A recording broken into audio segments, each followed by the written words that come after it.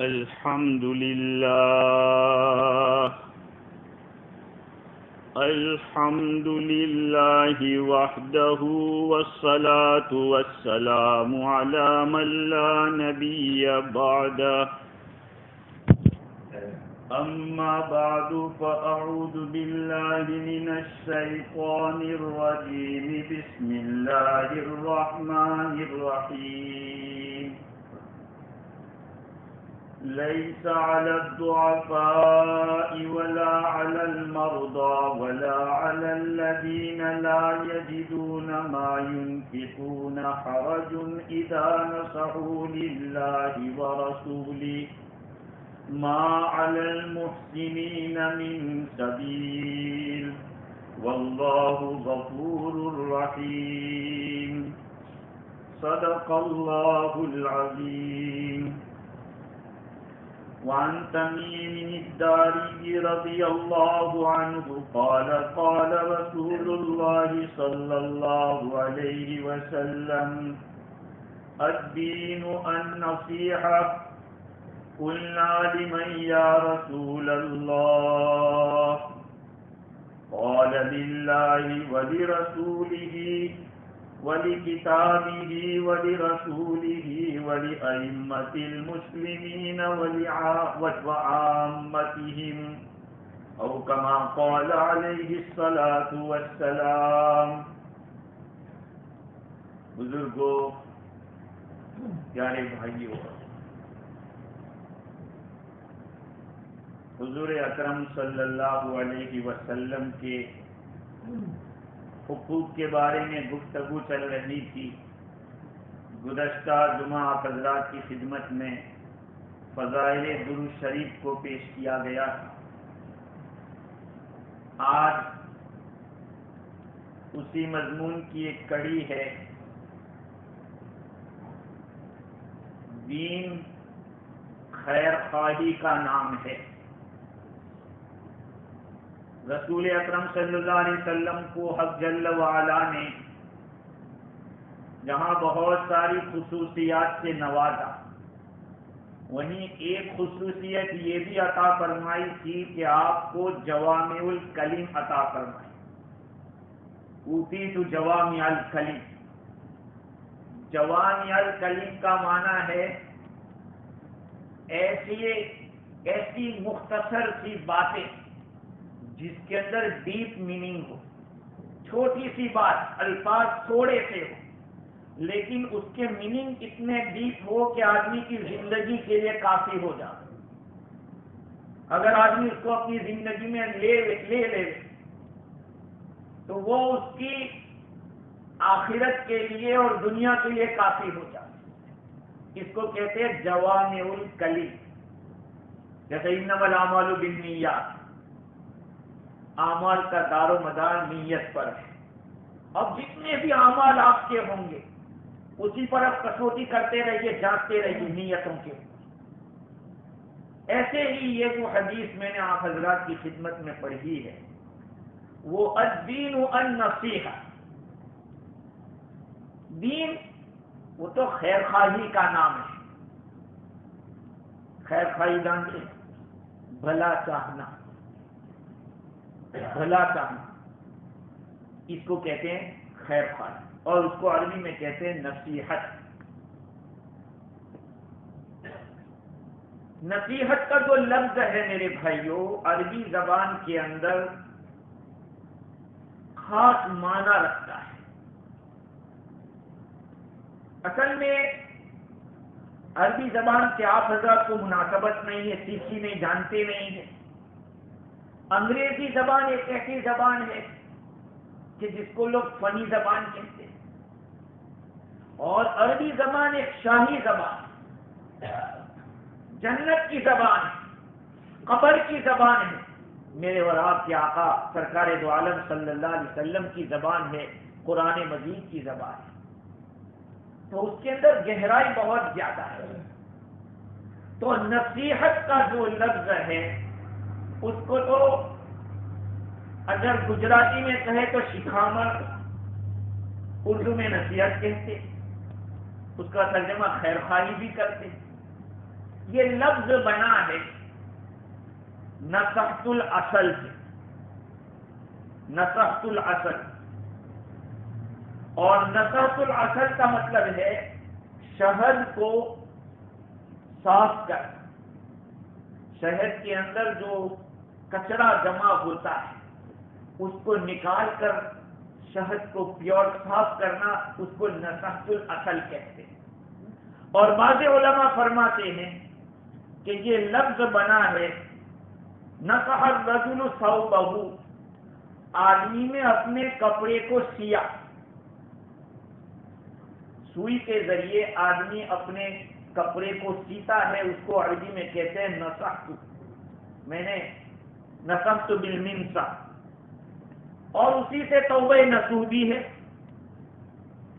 توبہ نصوح ایسی توبہ کہ جس کے اندر بعد میں اس گناہ کی طرف جانا نہ ہو، تو چونکہ توبہ کی وجہ سے آدمی کا دین متاثر ہوا ہے، دین پھٹ گیا، اب توبہ کے ذریعے اس کا رفع کرتا ہے، اس کو درست کرتا ہے۔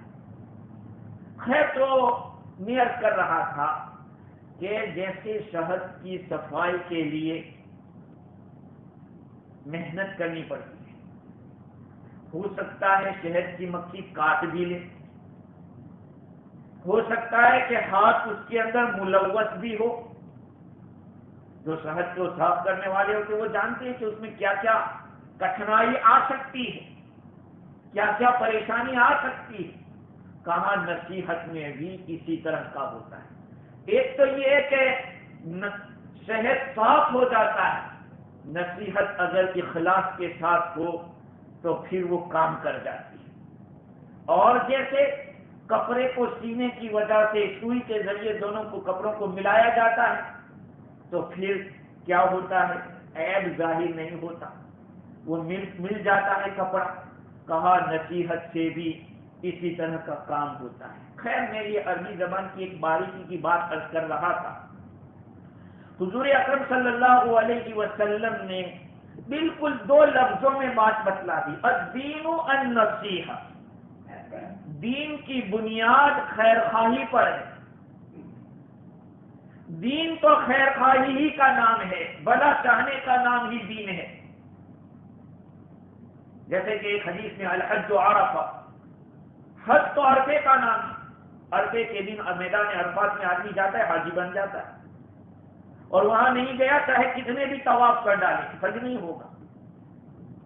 تو اس لیے بہت سارے محدثین نے کہا کہ دین کے 4 حصے کیے جائے، ان میں سے ایک حصہ یہ حدیث ہے، لیکن امام نووی رحمت اللہ علیہ فرماتے ہیں کہ یہ بھی نہیں، یہی ایک حدیث کافی ہے زندگی کے لیے۔ حدیث کیا ہے؟ حضرت تمیم داری رضی اللہ تعالیٰ عنہ روایت کرتے ہیں، آقا صلی اللہ علیہ وسلم نے ارشاد فرمایا الدین النصیحہ، دین خیر خواہی ہی کا نام ہے۔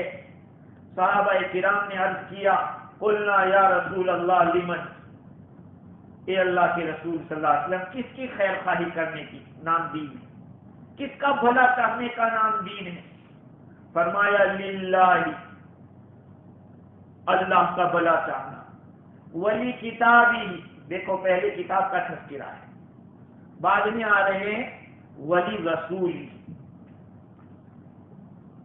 پہلے کتاب کا نمبر ہے، بعد میں رسول کا نمبر ہے، اور پھر آخر میں فرمایا ولی عامت و عامتہم، اور ولی ائمۃ المسلمین، اور مسلمانوں کے جو ذمہ دار ہیں ان کی خیر خواہی، اور آخر میں فرمایا وہ عامتہم، اور عام مسلمانوں کی خیر خواہی۔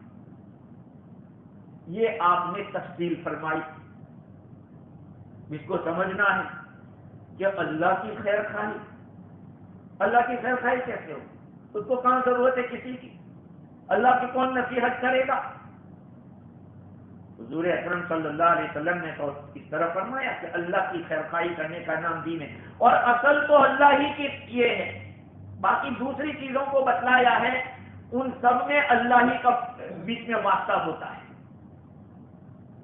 اللہ کی خیر خواہی کا مطلب یہ ہے کہ اللہ تعالی پر ایمان لاوے، اور جو کچھ بھی شک و شبہ ہو اس کو ختم کرے۔ دیکھو اللہ کی خیر خواہی کا مطلب یہ ہے کہ خود کی خیر خواہی، تعلق اللہ کے ساتھ ہے، اللہ کے ساتھ اس طرح پیش آؤ گے تو پھر اپنی بھلائی ہوگی۔ بعض محدثین نے یہ سمجھایا اللہ کے ساتھ خیر خواہی کیا ہے کہ اس پر ایمان رکھو، اللہ کے بارے میں جو کچھ بھی شک ہو شبہ ہو اس کو ختم کرو، اور پھر اللہ کی صفات کے بارے میں صحیح عقیدہ رکھو، اور اسی طرح سے اللہ تعالیٰ کی صفات جمالیہ، صفات کمالیہ، اس کے اوپر ایمان، اور پھر اللہ تعالیٰ کو تمام نقائص سے پاک سمجھنا۔ اللہ تعالیٰ میں کوئی فالٹ نہیں ہے، کوئی ویکنیس نہیں ہے، اللہ میں کوئی کسی قسم کی کوئی کمزوری نہیں ہے۔ اللہ تعالیٰ دنیا کی ہر چیز کو ہونے سے پہلے جانتا ہے، ہم تو ہونے کے بعد بھی اچھی طرح نہیں جان سکتے، اللہ رب العزت تو ہونے سے پہلے اچھی طرح جانتا ہے اور اس کو علم ہے کہ کیا ہونا ہے۔ اس کے ساتھ ساتھ اللہ تعالیٰ کی اطاعت کرنا، اس کے حکم پر چلنا اور اس کی نافرمانی سے بچنا، اور وَمُوَالَاةِ مَنْ أَطَاعَهُ وَمُعَادَاةُ مَنْ عَصَاهُ، جو اللہ کی اطاعت کرے اس سے محبت کرو، جو اللہ کی نافرمانی کرے اس سے دشمنی۔ یہ ہے اللہ کی خیر خواہی، یہ ہے صحیح ایمان۔ آج ہمارا حال کیا ہے؟ میں تو نماز پڑھتا ہوں، میں تو قرآن پڑھتا ہوں، میں تو روزے رکھتا ہوں، بس ہو گیا۔ ارے اللہ تعالیٰ کے اوپر پورا ایمان کب ہوگا؟ جس طرح اللہ کی ذات پر ایمان رکھنا ہے، اللہ کی ذات پر، اللہ کی صفات پر، اور اس کے ساتھ ساتھ جیسے میں نے عرض کیا، جو اللہ کی اطاعت کرے اس سے محبت، جو اللہ کی نافرمانی کرے اس سے دشمنی۔ یہ ہے اللہ تعالیٰ کی خیر خواہی، اور پھر اللہ کی نعمتوں کا اعتراف، نعمتوں کے اعتراف کے ساتھ اس کا شکریہ۔ آج اللہ تعالیٰ نے اتنا دیا، ہمیں اتنی نعمتیں دی ہے، لیکن دوسرے کی اونچائی کو دیکھ کر کہتے ہیں کیا میرے پاس ہے بھی کیا ہے؟ اس لیے کہا جاتا ہے دنیاوی اعتبار سے اپنے سے نچلوں کو دیکھو اور دین کے اعتبار سے اپنے سے اوپر والوں کو دیکھو، ورنہ ہوگا کیا؟ اگر دنیاوی اعتبار سے اپنے سے اوپر والوں کو دیکھنے جاؤ گے تو خدا کی جو نعمتیں آپ کے اوپر ہیں اس کی تم ناشکری کرنے لگو۔ ارے اس کے پاس تو اتنے بنگلے ہیں، اس کے پاس تو اتنی یہ ہے پراپرٹی ہے، میرے پاس ہے کیا؟ تو جو ہے اس کی ناشکری ہوگی۔ تو اللہ تعالیٰ کی خیر خواہی یہ ہے کہ جو اللہ تعالیٰ کی اطاعت کرتا ہو اس سے دوستی، جو اس کی نافرمانی کرتا ہو اس سے عداوت، اور پھر ان ساری باتوں میں اخلاص، یہ ساری چیزیں اخلاص کے ساتھ ہو، اس کے پیچھے کوئی فائدہ چھپا ہوا نہ ہو کہ میں اس لیے کر رہا ہوں کہ یہ فلاں کام بن جائے گا، یہ کروں گا تو فلاں کے پاس میری پہنچ ہو جائے، کہا نہیں، اخلاص۔ تو یہ اللہ تعالیٰ کی خیر خواہی ہوئی۔ دوسرے نمبر پر کتاب اللہ کی خیر خواہی، اللہ کی کتاب کی خیر خواہی کیا ہے؟ کہ اس پر ایمان رکھنا کہ یہ اللہ کا کلام ہے اور مخلوق کے کلام کے بالکل مشابہ نہیں، دنیا میں کوئی بھی آدمی اس طرح کا کلام نہیں لا سکتا، مخلوق میں سے کسی کی طاقت نہیں ہے کہ ایک آیت بنا دے۔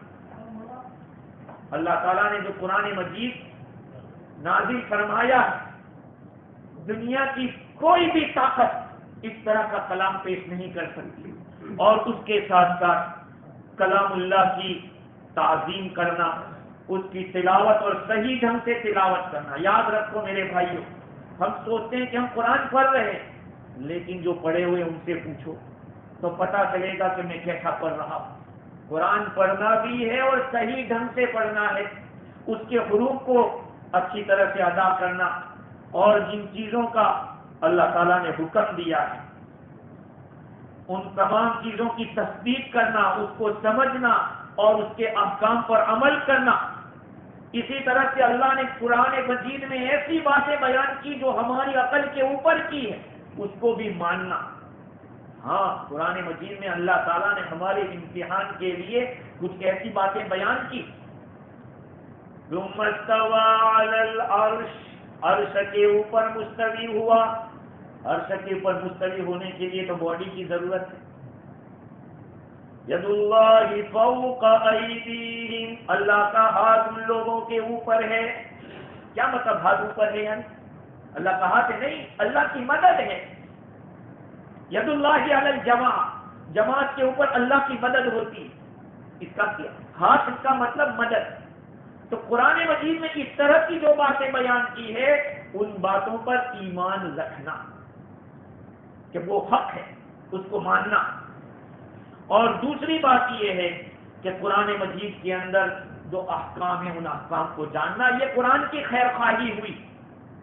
تیسرے نمبر پہ حضور نے فرمایا کہ رسول کی خیر خواہی. دیکھو پہلے اللہ کی خیر خواہی، پھر کتاب کی خیر خواہی. کتاب کا مقام اوپر ہے اس لیے کہ قرآن کتاب مخلوق نہیں ہے، رسول تو مخلوق. رسول اللہ کو اللہ نے پیدا کیا، قرآن کو پیدا نہیں کیا اللہ تعالیٰ نے. وہ اللہ تعالیٰ کی مخلوق کریشن نہیں ہے، اور رسول تو کریشن ہے. یہ فرق ہے، اور قرآن باقی رہے گا.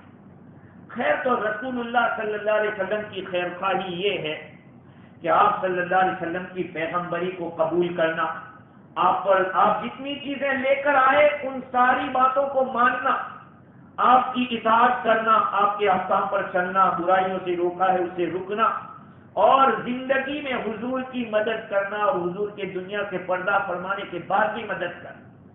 کیسے مدد کریں گے؟ آپ کے احکام کو لوگوں تک پہنچانا، آپ کی سنتوں کو زندہ کرنا، آپ کے حق کو بڑا سمجھنا، نبی اکرم صلی اللہ علیہ وسلم کے حق کو، اور اس کو حضور کی سنتوں کو سیکھنا، سکھانا، اور آپ کے جو اخلاق تھے ان اخلاق کو اپنے اندر پیدا کرنا، آپ کے جو آداب تھے ان آداب کو اپنے اندر پیدا کرنا. یہ رسول کی خیر خواہی. ارے رسول کی خیر خواہی اس میں اپنی بھلائی ہے. ہم اس پر چلیں گے تو ہماری آخرت بنے گی اور دنیا بھی بنے گی. اس کے بعد باری آتی ہے ولی ائمۃ المسلمین، مسلمانوں کے ائمہ. ائمہ کا معنی گورنر، حکما، حاکم جو ہوتے حاکم، ان کی خیر خواہی کرنا. حضور اکرم صلی اللہ علیہ وسلم کی باتیں دیکھیے، چھوٹے سے جملے میں پورا دین سمو دیا. دین خیر خواہی ہی کا نام ہے، بھلا چاہنے ہی کا نام ہے، اللہ کا، اللہ کی کتاب کا، اللہ کے رسول کا، اور امت کے جو ائمہ ہیں. ائمہ کا دو مطلب ہے، مفسرین نے دو مطلب بتلائے، محدثین نے. ایک تو یہ بتلایا کہ جتنے بھی حاکم ہیں دنیا میں مسلمان، ان کی خیر خواہی کریں. ان کی خیر خواہی کیسے ہوگی؟ کہا کہ حق بات میں ان کی مدد کرنا اور ان کی اطاعت کرنا. اگر کوئی غلطی پہ ہے تو نرمی سے ان کو نصیحت کرنا، اور ان کے خلاف مقابلہ کرنے کو چھوڑ دینا، ان کے پیچھے نماز پڑھنا، اور اگر جان کی بازی لگانے کی باری آئے تو ائمہ مسلمین کے ساتھ نکل کر اللہ کے خاطر جان کی بازی لگائے. اسی طرح سے اپنی زکات، اس زمانے کے اندر زکات ان کو دی جاتی تھی، بیت المال میں جاتی تھی زکات. آپ نے دے دیا، فارغ ہو گئے پورا. آپ وہ پورے علاقے کے اندر، ملک کے اندر کتنے غریب ہے، کتنی بیوہ ہے، کون کتنا حقدار ہے، اس طریقے سے تقسیم ہوتا ہے. حضرت عثمان رضی اللہ تعالیٰ عنہ کے زمانے تک اس طرح تقسیم ہوتا. لوگوں کے پاس مال بڑھ گیا، اتنا بڑھ گیا کہ پھر تو بہت مشکل کا اپنے اپنے طور پہ ادا کرو، ہر ایک اپنی ذمہ داری سمجھے. اس کے ساتھ ایک بات یہ ہے کہ بعض مفسرین فرماتے ہیں کہ ائمہ مسلمین سے مراد علماء کی اطاعت کرنا اور ان کی تقلید کرنا، ان کے احکام جو بتائے اس کے اوپر چلنا، اور حسن ظن رکھنا. حسن ظن کا مطلب یہ کہ اچھا گمان رکھنا. آج اللہ تعالی ہمیں معاف فرمائے، بدگمانی کا ایک عام ماحول ہے کسی کے ساتھ بھی. کوئی خیر خواہی کرتا ہے اس کو بھی بدخواہی پر محمول کیا جاتا ہے.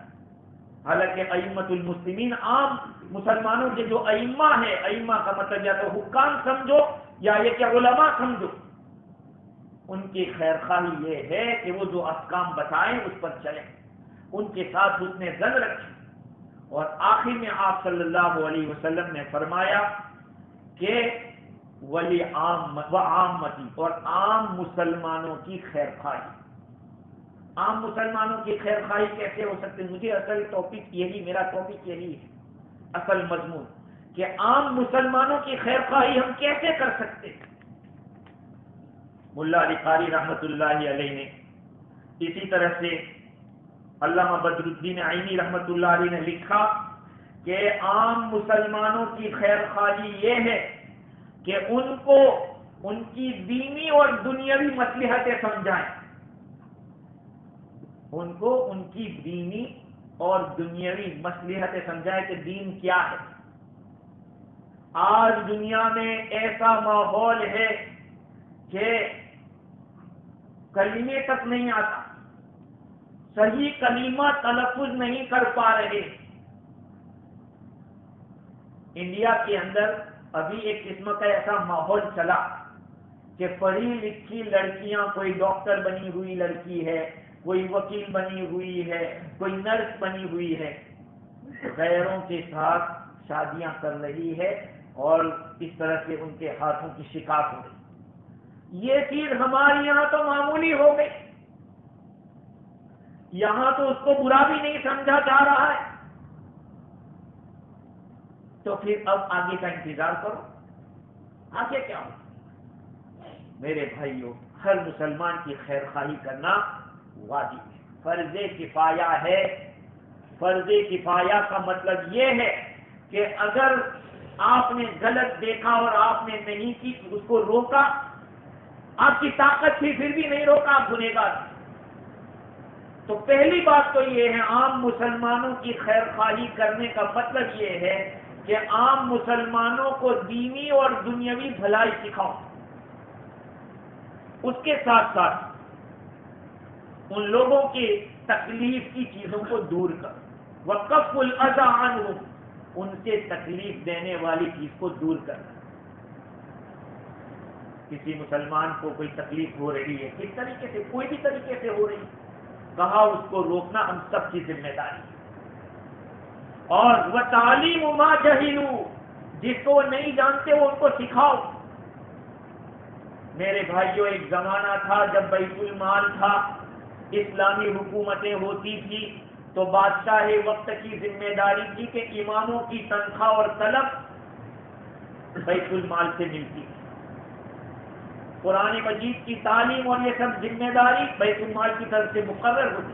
یہاں تک ایک وقت تھا کہ حافظ قرآن بچے جب بنتے تھے تو بادشاہ کی طرف سے، اسلامی حکومت کی طرف سے حافظ بننے والے بچوں کا شہریہ مقرر ہو جاتا تھا کہ ہر مہینے اس کو اتنا دیا جائے گا. اس کا نتیجہ کیا ہوا؟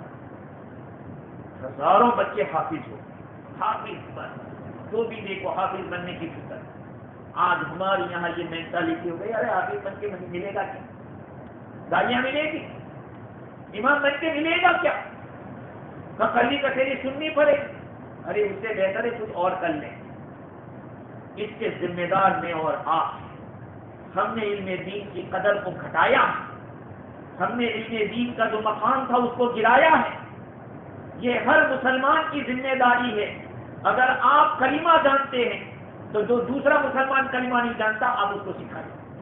اللہ ہمیں معاف کرے، ہماری محفلیں اور مجلسیں جو ہوتی ہے ان میں برائیوں کی تو باتیں ہوتی ہے، لیکن کبھی نہیں کہتے کہ تو کلمہ بھی جانتا ہے کہ نہیں. اچھا سنا، اگر پوچھ لیا تو کہے گا کہ اچھا تو مجھ سے پوچھتا ہے، تو کون ہے پوچھنے والا؟ میرے بھائیوں، یہ امت تو علم والی ہے، کیونکہ اس امت کو جو پہلا کلمہ اللہ نے دیا تھا وہ اقرا کا دیا تھا، پڑھو. قرآن کی سب سے پہلی آیت جو نازل ہوئی وہ اقرا بسم ربک الذی، اور اقرا کے معنی پڑھ. جس امت کو قرآن کا پہلا لفظ اقرا ملا ہو، اس امت کو علم کیسے حاصل کرنا چاہیے؟ اس کے بعد عام مسلمانوں کی خیر خواہی یہ ہے کہ بھلائی اور تقوی کے کام پر ان کی مدد کی جائے، ان کے پوشیدہ چیزوں کو چھپایا جائے، ان کے عیوب کو چھپایا جائے، وستر عورتہم والشفقۃ علیہم، ان کے اوپر مہربانی کرنا، شفقت کا معاملہ کرنا، یہ عام مسلمانوں کی خیر خواہی ہے۔ میرے بھائیوں یاد رکھو، یہ ساری چیزیں امت میں سے مفقود ہو گئی۔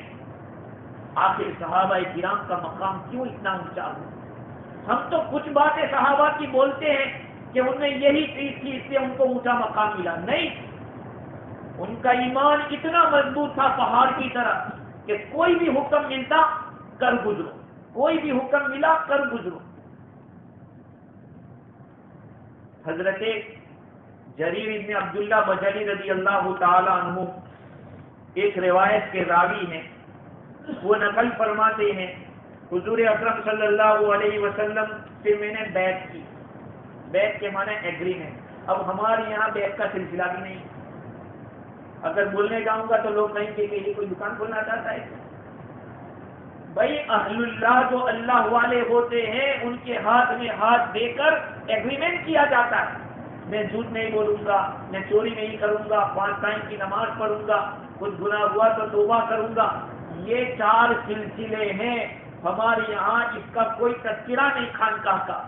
ایک ہے چشتیہ، خواجہ معین الدین چشتی رحمۃ اللہ علیہ تک سلسلہ پہنچتا ہے، ایک قادریہ، ایک سہروردیہ، شیخ عبد القادر جیلانی رحمۃ اللہ علیہ تک جو سلسلہ پہنچتا ہے وہ قادریہ، ایک نقشبندیہ۔ یہ 4 سلسلے جس کے اندر بیعت آدمی ہوتا ہے، اللہ والے سے تعلق پیدا کر کے اپنا سلوک طے کرتا ہے، وہ جو اذکار بتاتا ہے وہ اذکار کیے جاتے ہیں، وہ ذکر جو بتاتے ہیں اس ذکر کو کر کے آدمی اللہ کا قرب حاصل کرتا ہے۔ خیر تو یہ صحابی فرماتے ہیں میں نے رسول اکرم صلی اللہ علیہ وسلم کے ہاتھوں بیعت لی، ایگریمنٹ کیا میں نے حضور سے، کس بات پر؟ علی اقام الصلاۃ، نماز کے قائم کرنے پر، وایتاء الزکاۃ، اور زکوٰۃ ادا کرنے پر، والنصح لکل مسلم، اور ہر مسلمان کا بھلا چاہنے پر میں نے حضور سے ایگریمنٹ کیا۔ یہ ایگریمنٹ کیسا ہوگا؟ ان کے بارے میں امام نووی نے لکھا ہے رحمۃ اللہ علیہ نے، جس کو ملا علی قاری رحمۃ اللہ علیہ نے مرقات میں لکھا کہ یہ حضرت جریر بن عبداللہ بجلی رضی اللہ تعالی عنہ نے ایک آدمی سے گھوڑا خریدا، بیچنے والے نے 300 درہم میں دے دیا، 300 درہم میں بیچ دیا۔ انہوں نے کہا، جریر بن عبداللہ بجلی رضی اللہ تعالیٰ نے فرمایا کہ فرسک خیر من 300 درہم، تیرا جو گھوڑا ہے وہ 300 سے زیادہ ہے، 300 درہم کا نہیں لگتا، کہتا ہے 400 دے دو۔ بھائی آپ کی مرضی عبداللہ، آپ دو تو ٹھیک ہے، کہا کہ مجھے تو 400 بھی کم لگ رہے ہیں، 500 دے دو۔ ایسے 100 کو بڑھاتے بڑھاتے 800 تک ہوئے اور 800 میں وہ گھوڑا خریدا۔ بھائی کیوں ایسا؟ کہا میں نے حضور اکرم صلی اللہ علیہ وسلم سے بیعت کی تھی، والنصح لکل مسلم، ہر مسلمان کا بھلا چاہنا، ہر مسلمان کی خیر خواہی پر میں نے حضور سے بیعت کی تھی، میں اس بیعت کے خلاف نہیں کرنا چاہتا۔ مجھے معلوم ہے کہ گھوڑا 800 کا ہے اور میں اگر 500 میں لے لوں گا تو گویا کہ میں نے اس کا بھلا نہیں چاہا۔ وہ کیا بات ہے؟ اس بات میں ان کو آج ہوتا تو کہا کہ یار اچھا چانس لگ گیا۔ ہمارے گجراتی میں کہاوت ہے، واگنو مارے گے، واگنو مارے گے تو مطلب یہ ہے کہ ایسی چیز سے اب یہ پھنسا ہوا آدمی ہے تو کہاں جائے گا؟ ضرورت 500 کی چیز بیچارہ 100 میں دے رہا ہے، اس میں بھی کیا کہے گا کہ 80 دے دے؟ ارے وہ مسلمان پیچھا جا رہا ہے جس بیچارہ، لیکن مجبوری ہے، اور کیا کہیں گے؟ اچھا موقع لگ گیا، کہتے ہیں کہ ہم نے اچھا الو بنایا اس کو۔ حدیث تو یہ کہتی ہے کہ ہر مسلمان کا بھلا چاہو، اور بھلا چاہنا یہ ہے، یہاں تک کہ حضرت جریر بن عبداللہ بجلی رضی اللہ تعالیٰ عنہ کی جو روایت میں نے نقل کی، اس روایت میں ابن حبان اس روایت میں آگے بڑھا کر یوں لکھتے ہیں کہ حضرت جریر بن عبداللہ بجلی رضی اللہ تعالیٰ جب کوئی چیز خریدتے تھے تو اس آدمی کو بیچنے والے سے یوں کہتے تھے ان ما اخذنا منک احب الینا مما اعطیناکہ فاختر، کہ دیکھو ہم نے جو چیز لی ہے وہ ہمیں زیادہ پسند ہے اس چیز کے جو ہم نے آپ کو دی۔ مثال کے طور پر آپ نے ایک کھسی خریدا $300، تو وہ کیا کہتے کہ دیکھو یہ $300 مجھے اتنے پسند نہیں ہے جتنے یہ آپ کی بکری پسند، یعنی اپنی غرض بتاتے کہ بھئی آپ کے پاس سے جو چیز میں لے رہا ہوں وہ مجھے پسند ہے، اس کے مقابلے میں جو میں تجھے دے رہا ہوں، جو پیسہ دے رہا ہوں۔ یہ ہمارا اور صحابہ کا فرق ہے۔ صحابہ کرام اس طرح کی کھلی بات کرتے، اگر چیز میں عیب ہے تو بتلا دیتے تھے کہ بھئی اس میں یہ چیز عیب ہے، لینا وہ لو، نہ لینا ہو جاؤ۔ لیکن آج ہمارا حال یہ ہے کہ ہمیں تو ضرورت تو نہیں ہے، لیکن آپ جب بیچ رہے ہیں تو میں لے لیتا ہوں، چلو آپ کا بھی کام نکل جائے گا۔ یہ ہماری سوچ ہے، یہ ہماری بات ہے۔ صحابہ کرام کی بات یہ ہوتی تھی کہ آپ کی ضرورت، مجھے جس چیز کی ضرورت ہے یہ چیز ہے جو آپ لائے۔ میرے بھائیو، جب ایمان والے ایک دوسرے کی خیر خواہی کریں گے تو پھر کیا ہوگا؟ دنیا کے اندر امن و امان ہوگا۔ اسی لیے تو صحابہ کرام جہاں گئے وہاں کے لوگوں نے کہا کہ آپ نہیں جا سکتے، ہم آپ کے ساتھ تجارت کرنا چاہتے ہیں، ہم آپ سے خریدیں گے۔ جب آدمی کسی کی خیر خواہی پہ آتا ہے تو لوگ اس کی خیر خواہی کرتے ہیں۔ حضرت حکیم الامت رحمۃ اللہ علیہ نے ایک قصہ لکھا، ایک واقعہ لکھا ہے۔ فرماتے ہیں کہ ایک آدمی عطر فروش تھا یا کپڑے بیچنے والا تھا، وہ مسجد میں گیا، اس نے نماز ادا کی تو ایک شیخ صاحب کو دیکھا، آئے شیخ صاحب اور نماز پڑھی، اناخرا فٹافٹ پڑھ کے اس تاجی نے پکڑا کہ رکو، آپ نے نماز غلط پڑھی۔ کہا کہ نہیں میں نے پڑھی ہے، صحیح پڑھی۔ کہا نہیں میں آپ کو نہیں جانے دوں گا جب تک آپ پھر سے نماز نہیں پڑھیں۔ اب وہ دونوں میں ہاتھا پائی ہو گئی، جو تو شیخ تھا اس نے مارا بیچارے کو، لوگ جمع ہو گئے، بھائی کیا ہوا؟ کہا انہوں نے جو نماز پڑھی ہے وہ نماز غلط پڑھی ہے، ان کی یہ غلطی ہے، میں کہتا ہوں پھر سے پڑھو۔ لوگ تعجب میں پڑ گئے کہ یہ اس کے لیے مار کھا رہا،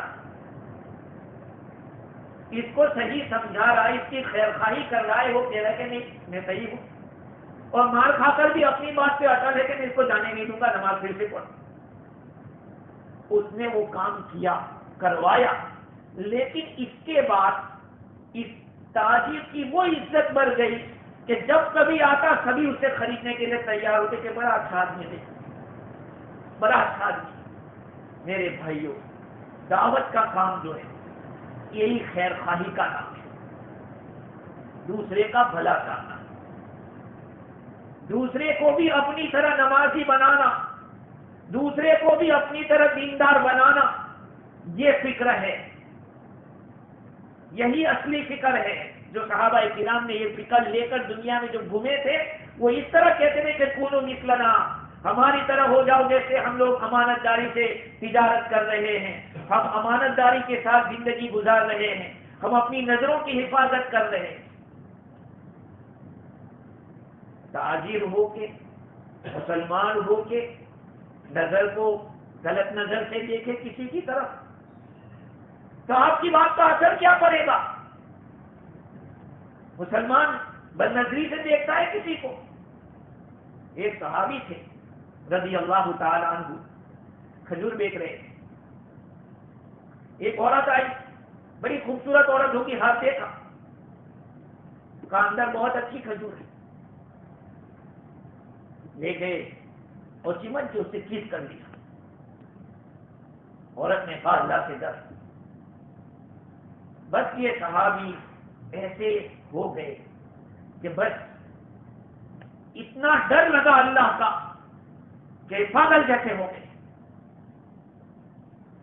بڑی حضور اکرم صلی اللہ علیہ وسلم کی طرف سے ان کو کہا گیا، تب انہوں نے ان کو تسلی ہوئی۔ آج میرے عزیزوں، ہم مسلمان ہو کے مسلمان کی خیر خواہی، اللہ معاف کرے میں کھلی بات کہتا ہوں، یہاں تک کہ اپنے پہچان والے کی یہاں بھی ہم لوگ ٹھیک نہیں رہے۔ جس نے آپ پر اعتماد کیا، جو آپ پر بھروسہ کر رہا ہے، اس کے ساتھ ایسا۔ یہاں تک کتابوں میں لکھا ہے میرے عزیزوں کہ یہ حدیث میں جو آیا کہ عام مسلمانوں کی خیر خواہی کرنا غیر مسلم کی بھی خیر خواہی کرنا ہے۔ ہاں، حافظ ابن حجر رحمۃ اللہ علیہ نے فتح الباری کے اندر لکھا کہ مسلمان کی خیر خواہی تو ہے اس طرح، لیکن غیر مسلم کی خیر خواہی یہ ہے کہ اس کو کلمے کی دعوت دے، اس کو ہمارا دین بتائے کہ ہمارا دین یہ نہ کہہ رہا ہے غلط، یہ اسلام میں غلط، اسے ہم یہ نہیں کریں۔ لیکن آج ہم اتنے مفاد پرست ہو گئے، اپنے فائدے کے لیے جو کچھ کرنا ہوگا کر لیں گے، لیکن دین کی ایک بات ہم کسی غیر کے سامنے نہیں بتا سکتے۔ ہم اسلامی اخلاق لوگوں کو نہیں بتا پا رہے ہیں، کیوں؟ دین سے ہمیں کیا ہے؟ بس نماز ہے، جب نماز پڑھ رہے ہیں، اور کیا ہے؟ آج اسی لیے ہماری باتوں کا اثر نہیں ہو رہا ہے، کیونکہ ہم صرف زبان تک رہے، زبان تک۔ دین میرے عزیزوں 24 گھنٹے کی زندگی میں جو کچھ پیش آتا ہے اس کا ضامن ہے۔ آپ لائیے کوئی مسئلہ، ہمیں پوچھیے، ہم بتائیں آپ کو کہ قرآن میں کہاں لکھا ہے، حدیث میں کہاں لکھا ہے۔ لیکن ہوتا یہ ہے کہ ہم نے تو اپنی ایک مطلب کہ ایک لائن مقرر کر رکھی، اس سے نکلنا نہیں۔ ہاں، 24 گھنٹے کی زندگی بیوی کے ساتھ کیسے رہا جائے۔ آج دنیا کے اندر ایک ایسا بحران ہے اور اس طرح کے حالات ہیں میرے بھائیوں، خدا کی قسم اس ملک کے اندر چین اور سکون کے ساتھ رہتے ہوئے اللہ کا قرب ہم نے حاصل نہیں کیا تو ہماری بڑی پکڑ ہوگی اور کوئی راستہ نہیں ملے گا پھر۔ ہاں، یہ ہمارے برے اعمال ہی ظالموں کو مقرر کرتے ہیں۔ وَكَذَلِكَ نُوَلِّي بَعْضَ الظَّالِمِينَ بَعْضًا بِمَا كَانُوا يَكْسِبُونَ، ہم اسی طرح سے ملا دیتے ہیں ظالموں کو ظالموں کے ساتھ۔ ہمارے اعمال جیسے ہوں گے ایسے ہی اللہ تعالیٰ حاکم مقرر کریں گے۔ اس لیے میں کہتا ہوں کہ اپنی زندگی کا رخ بدلو، اپنے کو صرف یہ نہ سمجھ لو کہ نماز پڑھ رہا ہوں میں دیندار ہوں۔ ہم اپنی زندگی میں ہمارے معاملات بھی دیکھو، اس کے سوچتے ہیں کہ ارے بعد میں کس کا دیا تمہارا رہ جائے گا۔ امانت کے معاملات صحیح ڈھنگ سے کرو۔ اسی طرح سے اخلاق بھی ہمارے اس طرح کے ہو۔ غیر مسلم سے بھی بات کر رہے ہیں تو ایسا نہیں کہ وہ کوئی نعوذ باللہ ایک جانور کی طرح اس سے بات کریں، وہ بھی ایک انسان ہے، اس کے ساتھ حسن سلوک سے بات کرو تاکہ وہ متاثر ہو آپ کی بات سے۔ میں آپ کو قسم کھا کے کہتا ہوں یہاں بیٹھ کے کہ ایک غیر مسلم کو تکلیف تھی، اس کے بدن میں ٹھنڈی بہت تھی، مجھ سے اس نے کہا کہ یار آپ کچھ جانتے ہو؟ میں نے اس کو صرف اتنا بتایا کہ سیفرون کو اس طرح سے پیو، آج جب مجھے ملتا ہے تو ایسا کرتا ہے، ایسا سلام مارتا ہے، نہیں کہیں میں نے دیکھا تو ملنے آتا ہے۔ ایسا نہیں ہے کہ دنیا کے اندر آج انسانیت بالکل ختم ہو گئی ہے، لیکن ہم لوگوں نے دین کو پیچھے رکھ دیا ہے۔ اگر دین کو ہم آگے رکھتے، جذبات ایسے رکھو دین کے۔ حضور اکرم صلی اللہ علیہ وسلم کی مدد اور حضور صلی اللہ علیہ وسلم کی خیر خواہی یہ ہے کہ ہم آپ کی سنتوں کو زندہ کریں اور لوگوں کے اندر بتائیں کہ ہمارے نبی نے یہ بتایا، لیکن ہمیں علم ہی نہیں۔ قاضی ایاز مالکی نے شفا کے اندر ایک بات لکھی ہے، ابو القاسم قشیری فرماتے ہیں کہ عمرو بن لیث ایک بادشاہ گزرے خراسان کی بادشاہ تھے، اور وہ بہت ہی حملہ کرنے والے بادشاہوں میں سے تھے۔ تو ان کے بارے میں لکھا ہے کہ خواب میں ان کو دیکھا گیا، کسی نے خواب میں دیکھا، پوچھا کہ بھئی کیسی گزری؟ کہا مجھے اللہ نے معاف کر دیا، بخش دیا، میری بخشش ہو گئی۔ کہا کس بات پر؟ کہا میں ایک مرتبہ پہاڑ کی چوٹی پہ چڑھا ہوا تھا، میں نے اپنے لشکر کو دیکھا اور مجھے میرے اتنا بڑا لشکر تھا تو میری طبیعت خوش ہو گئی۔ کہا میرا اتنا بڑا لشکر؟ جب میرے لشکر کی خوشی پر میں نے یہ تمنا کر دی کہ کاش میں حضور کے زمانے میں ہوتا تو یہ لشکر لے کر حضور کی مدد کو پہنچتا، حضور کے دین کی میں نصرت کرتا۔ کہا اللہ تعالیٰ کو میری یہ تمنا پسند آ گئی، اس تمنا پر اللہ نے مجھے بخش دیا۔ آج ہم لوگ میرے عزیزوں حضور کی سنتوں سے منہ موڑتے ہیں، حضور کی سنتوں کو سنت کر کے چھوڑ دیتے۔ یاد رکھو قیامت تک یہی حضور صلی اللہ علیہ وسلم کا طریقہ نجات دلائے گا، اور قیامت میں بھی یہی طریقہ نجات دلائے گا۔ اگر آج ہمیں دنیا میں کامیابی حاصل کرنی ہے تو ہمیں اسی طریقے پہ آنا پڑے گا، اسی کو ہمیں مضبوطی سے تھامنا پڑے گا۔ دعوت و تبلیغ کی طرف سے جوڑ ہوتے ہیں، اور اسی طرح سے شب جمعہ 3 دن 40 دن 4 مہینے یہ کیوں نکالا تھا؟ یہی ایک لشکر کو حضور صلی اللہ علیہ وسلم کی نصرت کرنے والا، حضور صلی اللہ علیہ وسلم کی دین کا تعاون کرنے والا، اور اسی طرح سے عام مسلمانوں کی خیرخواہی کرنے والا ایک بہت بڑا طبقہ تیار کرنا ہے، پوری امت کے اندر یہ ہوا میں چلانا۔ کل قیامت میں ہماری بھی پوچھ ہوگی، ہم کتنے چلے تھے یہ بھی پوچھا جائے گا، اور ہم نے کتنوں کو چلایا تھا دین کے اوپر اس پہ بھی پوچھا جائے گا۔ اور یقیناً اگر آپ سے کسی کو کوئی راستہ مل جاتا ہے صحیح راستہ، یہ اللہ تعالیٰ کی اس کی بڑی قیمت ہے۔ نبی اکرم صلی اللہ علیہ وسلم نے حضرت علی اپنے داماد کو کیا فرمایا؟ لَأَن يَهْدِيَ اللَّهُ بِكَ رَجُلًا وَاحِدًا خَيْرٌ لَكَ مِنْ حُمْرِ النَّعَمِ، اے علی تیرے ذریعے اللہ کسی ایک کو ہدایت دے دے، یہ سرخ اونٹ اللہ کے راستے میں قربان کرنے سے بہتر ہے۔ تو امت کی خیر خواہی، دین کی خیر خواہی، اللہ کی خیر خواہی، یہ اپنی خیر خواہی ہے کہ آخرت میں عذاب سے بچنا ہے۔ اللہ تعالیٰ مجھے بھی اور آپ کو بھی دین کا صحیح معنی میں خیر خواہ بناوے اور دین کے اوپر چلنے والا بناوے۔ میرے عزیزوں، دین کو دل سے مانو، زبان سے نہیں، صرف بول دیا اس سے نہیں ہوگا، اس کے لیے صحیح معنی میں قرآن ہونی چاہیے۔ راتوں کو اٹھو اللہ کے سامنے رو، دعائیں کرو امت کے لیے۔ آج امت کے اوپر پوری دنیا میں جو حالات ہے، اگر ہمارے آنکھوں سے آنسو بھی ٹپک گئے میرے بھائیوں، تو کسی نے بہت اچھا کہا کہ خدا تعالیٰ سمندروں کا مالک ہے، سمندروں کا مالک جس میں کتنا پانی، لیکن وہ ایک مومن کے ایک آنسو سے خوش ہو جاتا ہے۔ ہمارے آنسو کی اتنی قیمت ہے اللہ تعالیٰ کے یہاں، تو سمندروں کا مالک ہوتے ہوئے اور کتنے میٹھے پانی کا مالک ہوتے ہوئے حضرت انسان کی آنکھوں سے ایک اس کے ڈر سے ٹپکا ہوا ایک آنسو کا قطرہ یہ سمندروں سے بڑھ کے۔ اللہ تعالیٰ ہم سب کو سمجھ عطا فرمائے۔ وآخر دعوانا ان الحمد للہ رب العالمین۔